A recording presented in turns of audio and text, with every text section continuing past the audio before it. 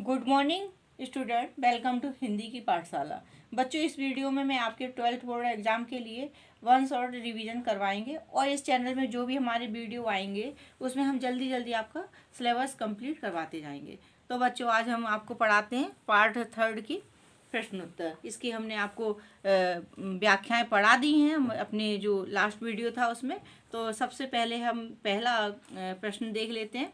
इस कविता के बहाने बताएं कि सब घर एक कर देने के मायने क्या हैं।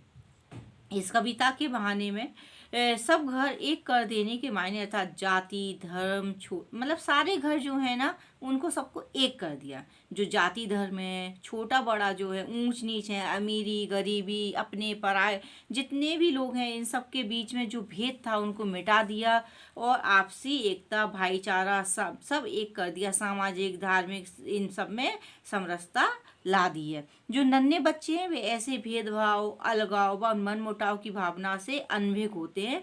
वो सबसे मेलजोल बढ़ाकर खेलते हैं। वो मतलब क्या, एक दूसरे के साथ मेलजोल बढ़ाकर वो खेलते हैं। उन्हें इन सब चीज़ों से कोई मतलब नहीं, उनके लिए सभी बराबर होते हैं, सब एक होते हैं। उसी प्रकार जो कवि होता है, वो कवि हृदय, वो उपरोक्त वर्णित भेदभाव से रहित होता है। मतलब वो जो देश और क्या करता है, वो देश और समाज को एक सूत्र में बांधने के लिए ही वर्णों शब्दों वाक्यों के खेल करते हुए एक प्रेरक काव्य की रचना करता है। बच्चों की खेल की सीमा अनंत होती है, इसी प्रकार कवि की कल्पना की और संभावनाएं अनंत होती हैं। अब हम इसका दूसरा आंसर देख लेते हैं। उड़ने और खिलने का कविता से क्या संबंध बनता है। उड़ने और खिलने, उड़ना मतलब चिड़िया से और खिलने मतलब फूल से कविता का क्या संबंध पड़ता है।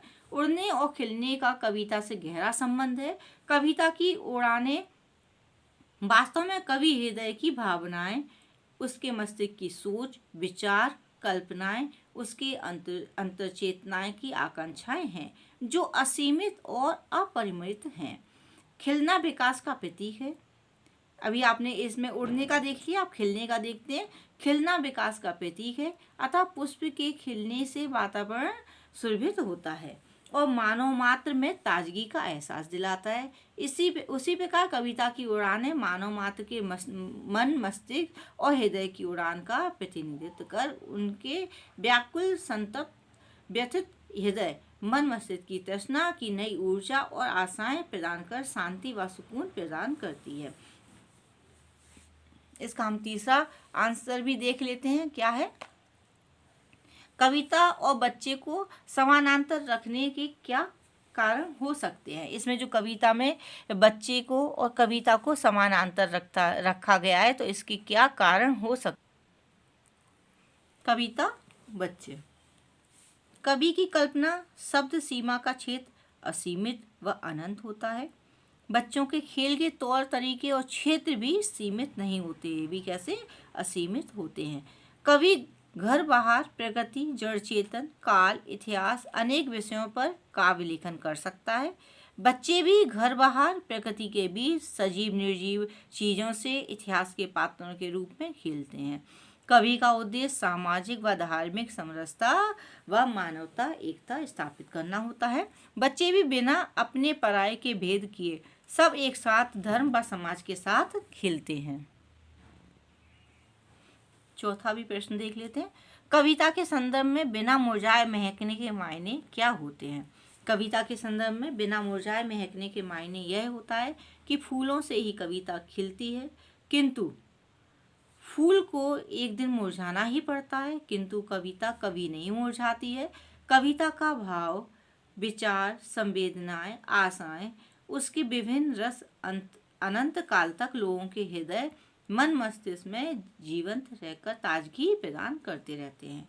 1000 वर्ष पूर्व भी कविता पढ़ते वक्त जो हमें रस का अनुभव हुआ था वो अभी भी है और उसके पहले भी वही रस का अनुभव हमें हुआ था जो अभी है, वो उस समय भी हुआ था। फूलों की महक जल्दी ही समाप्त हो जाती है, किंतु कविता की महक युगों युगों का देश और समाज में बिखरती रहती है। भाषा को सहूलियत से बरतने से क्या अभिप्राय है।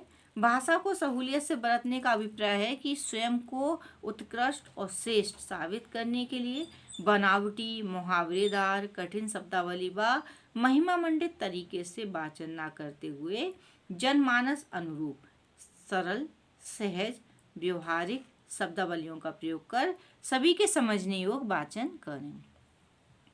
बात और भाषा परस्पर जुड़े होते हैं, किंतु कभी कभी भाषा के चक्कर में सीधी बात भी टेढ़ी हो जाती है। कैसे?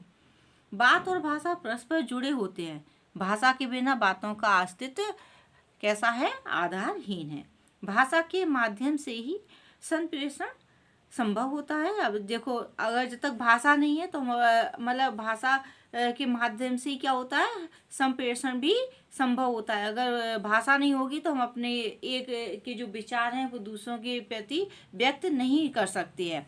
किंतु भाषा यदि कठिन, चमत्कारिक, अनेकार्थी शब्दावलियाँ, श्रुति भिन्नार्थक शब्दों के प्रयोग द्वारा जो प्रस्तुत की जाए तो वो सीधी बात भी कैसी हो जाती है? टेढ़ी हो जाती है। इसलिए हमें कैसी सीधी सरल भाषा जो जन समूह को समझ में आए ऐसी भाषा का हमें प्रयोग करना चाहिए, ना कि उसको और चमत्कारी बनाने के चक्कर में उसको टेढ़ा करना चाहिए। अब हम इसमें कुछ मुहावरे दिए हैं तो उसको मिलान है तो हम सीधा सीधा आपको बता देते हैं कि किस तरह से कौन कहाँ कौन मिलेगा। बात की चूड़ी मर जाना, बात का प्रभावहीन हो जाना, बात की पैंच खोलना, बात को सहज और स्पष्ट करना, बात की शरारती बच्चे की तरह खेलना, बात का पकड़ में न आना,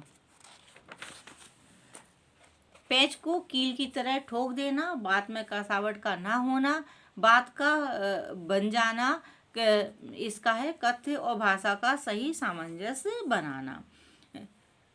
नेक्स्ट हम देख लेते हैं। बात से जुड़े कई मुहावरे प्रचलित हैं। इसमें मुहावरे दिए हुए हैं, उसके प्रयोग दिए हुए हैं तो वो भी देख लेते हैं।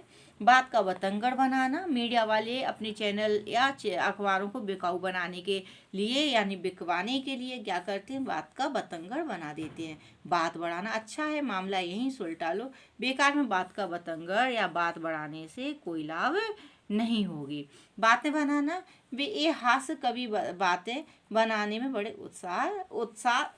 उस्ताद होते हैं। सॉरी।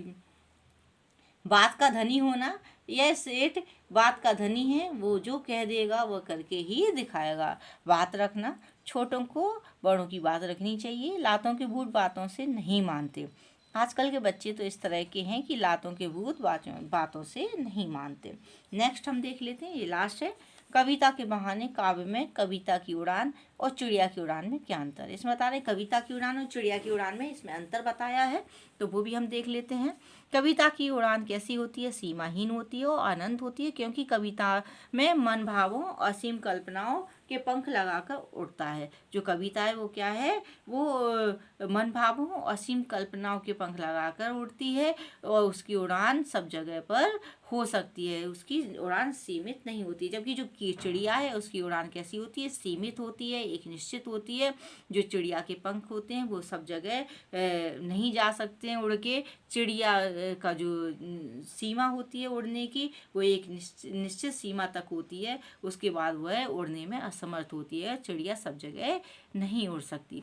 और फिर ये हमारे वस्तुनिष्ठ दिए हैं, सत्य असत्य दिए हुए हैं, तो इनको आप देख लेना, इनके आंसर इसी में दिए हुए हैं।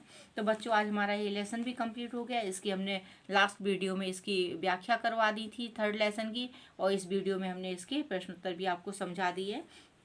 तो बच्चों मुझे पूरा यकीन है कि आपको ये लेसन समझ में आ गया होगा। थैंक यू बच्चों। Keep learning and don't forget to like, comment and subscribe to Hindi की पाठशाला। Good bye, thank you, bye bye.